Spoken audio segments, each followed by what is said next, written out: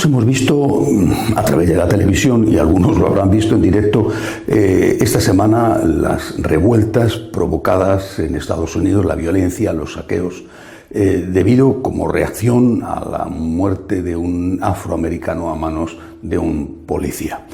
Bueno, esta situación que hemos visto, repito, esta semana en Estados Unidos no es la primera vez que sucede allí, y también por otras causas ha sucedido en otra parte del mundo. Pienso, por ejemplo, en Francia con los chalecos amarillos. Naturalmente que no se puede responder a la violencia con medidas que no son ponderadas, porque eso no sirve para resolver los problemas. Pero tampoco se puede dejar la calle, las propiedades, los comercios y la vida de los ciudadanos en manos de los violentos.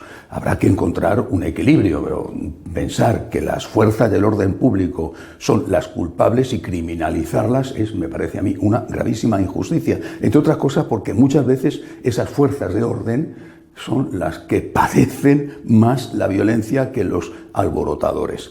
Detrás de todo esto, y yo creo que es grave que no se dé cuenta tanta gente, detrás de todo esto hay un movimiento organizado. Está esa internacional anarquista, ahora ya tipificada con el nombre de antifascistas, que lo que buscan es precisamente eso, servirse de un descontento que muchas veces es legítimo, servirse de ese descontento en una parte de la población para generar el caos, la violencia e incluso la muerte.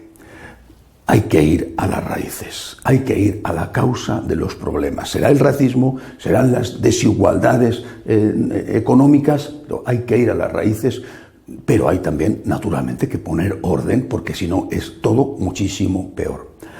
Junto a esto, que es muy llamativo, hay otras cosas que indican el grado de descomposición de la sociedad que estamos viviendo, y no solamente en sociedades tan estables hasta ahora como Estados Unidos o las sociedades en general europeas. Por ejemplo, si me fijo en España, los datos que hemos conocido esta semana son temibles. La caída de la natalidad en España es gravísima por las consecuencias que tiene ya y que va a tener a corto y a largo plazo. Ha disminuido un 3,5% el número de niños nacidos en España con respecto al año anterior, es decir, el 2019 con respecto al 2018. La tasa de natalidad de las españolas es de un 1,1%, muy lejos del 2,1% que se considera la tasa de reposición. Y ni siquiera las emigrantes que han llegado, que tienen más hijos que las españolas, logran solucionar el problema, a pesar de que el número de niños que han nacido, el 25% de esos niños proceden de emigrantes, cuando solamente los emigrantes representan el 10% de la población en España. Esto es una cosa terrible, es decir, no podemos fijarnos solo en las manifestaciones de violencia en las calles norteamericanas, sino en algo que indica que es la sociedad en general la que se está degradando. También se ha sabido esta semana que en España siguen a la baja los matrimonios, es decir, los jóvenes no quieren tener relaciones estables, por lo menos legalmente constituidas, pero que es que dentro de esa caída de matrimonios, lo que más ha caído es la de los matrimonios por la Iglesia. Hoy ya en España solo se casa por la Iglesia el 20%, o sea, de cada 10 matrimonios, 8 lo hacen por lo civil y solo 2 por la Iglesia. Es cierto que algunos de esos matrimonios civiles no pueden casarse por la Iglesia porque son de divorciados, pero lo que indica en realidad esta estadística es que la inmensa mayoría de los jóvenes ha dado la espalda a la Iglesia.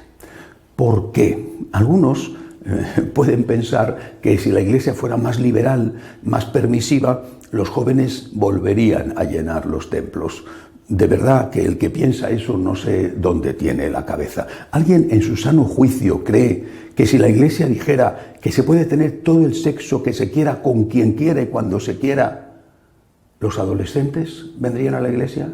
¿Los jóvenes vendrían a la Iglesia? Y que si la Iglesia dijera que el divorcio es una cosa completamente normal, que se puede hacer también todas las veces que se quiera, ¿se casarían más por la Iglesia? una persona que no se casa por la Iglesia es porque no tiene una relación con Cristo suficientemente fuerte como para decir delante de Cristo quiero empezar esta nueva vida. Aparte de que puedas decir, es que si me caso por la Iglesia va a ser más difícil el divorcio. Oiga, si se casa usted por la Iglesia, el divorcio va a ser exactamente igual de fácil que si se ha casado usted por lo civil, porque el divorcio es una cuestión de la legislación civil. Tenemos un gravísimo problema social. Repito, se manifiesta en los estallidos de violencia fruto del racismo, en los estallidos debido a las desigualdades sociales, se manifiesta en la caída abrupta de la natalidad, en el aumento del número de abortos, en la disminución de las uniones estables legalmente regularizadas por la Iglesia o por lo civil. Tenemos un gravísimo problema. Y el fondo de ese problema es siempre el mismo, el pecado. El fondo del problema es el pecado. Es decir, cuando uno es injusto, cuando uno es racista, cuando uno quema una iglesia o rompe un escaparate de un comercio para saquear lo que hay dentro, está cometiendo un pecado. Ese es el problema. En las causas o en las consecuencias siempre hay un pecado de base. Y eso es lo que la Iglesia tiene que afrontar. Claro que tenemos que seguir con nuestros cada vez más pobres recursos, intentando dar de comer al hambriento. Pero junto al pan de trigo, tenemos que dar a todos el pan de la palabra y tenemos que dar a todos los que están preparados para recibirlo, el pan de la Eucaristía. Si solo damos el pan de trigo, que cada vez tenemos menos trigo para dar pan, porque cada vez hay, como están demostrando las estadísticas, menos católicos o menos católicos practicantes, si solo damos el pan de trigo, no estamos colaborando a ir contra la raíz del problema.